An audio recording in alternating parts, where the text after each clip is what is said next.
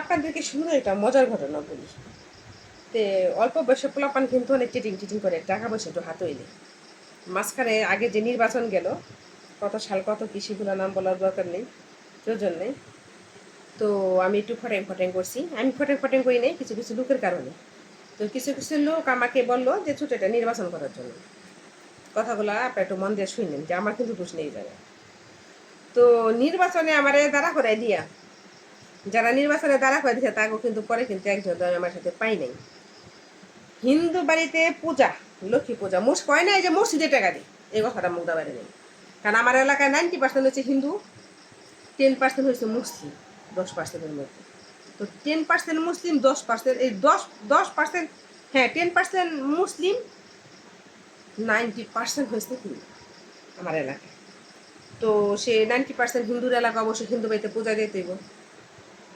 অনেক কালী পূজা, দুর্গা পূজা, তারপরে দুর্গা পূজা লক্ষ্মী পূজা একলগে পড়ছে, আবার নির্বাচনের আগ দিয়া।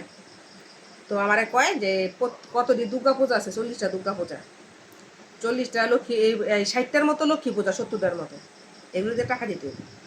এটা ওরা একটা কাউন্ট করলো কয় টাকা হয়ে দিতে হবে, কোন জায়গায় কয় টাকা দিতে হবে। একটা দলে 2000, একটা দলে 1000, একটা দলে 500, এরকম করে ধরতে ধরতে 500 দিছে কোনো পূজা নেই, 500, 1000, 500, 1000, 1500 এরকম করে ধুই দেয়।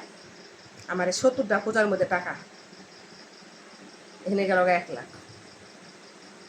তো দুর্গা পূজা একই বিষয়। তো আমার এগুলো মানুষের করতে বললো যে এগুলো না করলে তুমি পাশ করবে না, তোমার হিন্দুরা ভোট দিব না।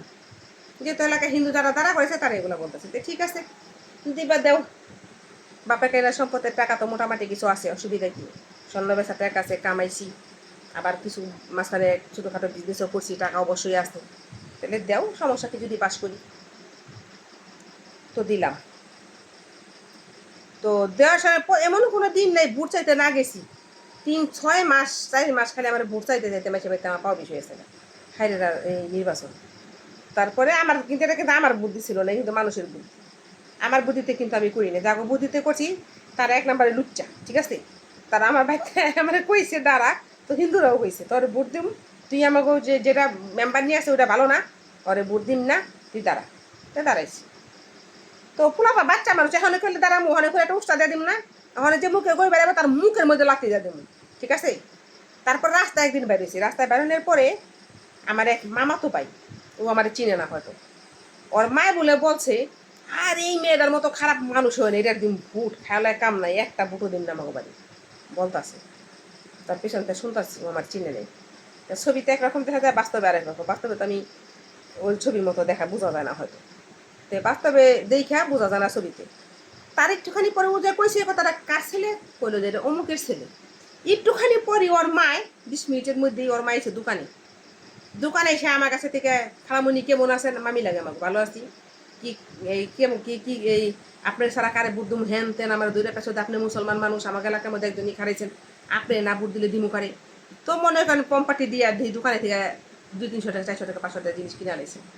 তো নেই, যা বাদ নিয়ে যা, নিয়ে সর আমার চোখের সামনে থেকে, আমি তো জানি দিব না বউ। পোলা যেগুলি কইছে আমি তো শুনছি, কার পোলা জিগাইছি, তারপরেও কিন্তু মুখটা চিপা রেখে তারা দিছি। কেন দিছি জানেন? কারণ মান সম্মান। আর প্রতিদিনই মাসে বাড়িতে খিচুড়ি খাইবো, 2000 টাকা দাও। ওখান থেকে হেনতে সবচেয়ে বেশি জ্বালাইছে গণেশ আম্বুরা পোলা মানে, খিচুড়ি তারা খাবেই খাবে। তার তৃতীয়ত আমাকে এলাকা পোলা পানি কমে জ্বালাইছে। তারপরে আর কাছে ফৈনপুর, ও এলাকা পোলা পানি অল্প অল্প জ্বালাইছে, খুব বেশি না, ঠিক আছে, ওরা একটু কমই জ্বালাইছে, কারণ একটু দূর তো আইতে পারে, আইসে কম।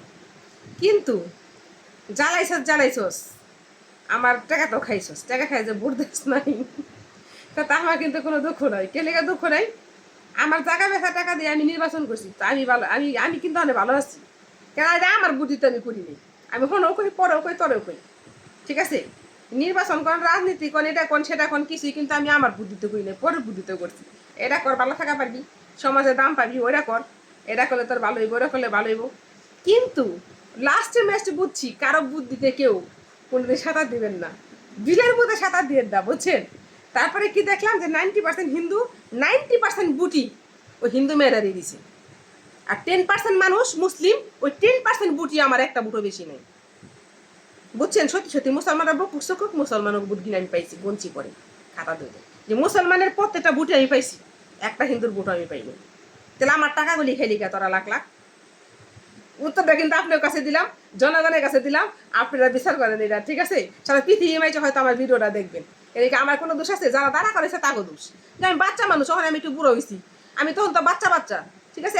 10 বছর মনে করেন আমার ছেলের হন, তখন আমার ছেলে এইটুকু স্কুলেও ভর্তি হয় নাই, তাহলে আমি বাচ্চা না তখন?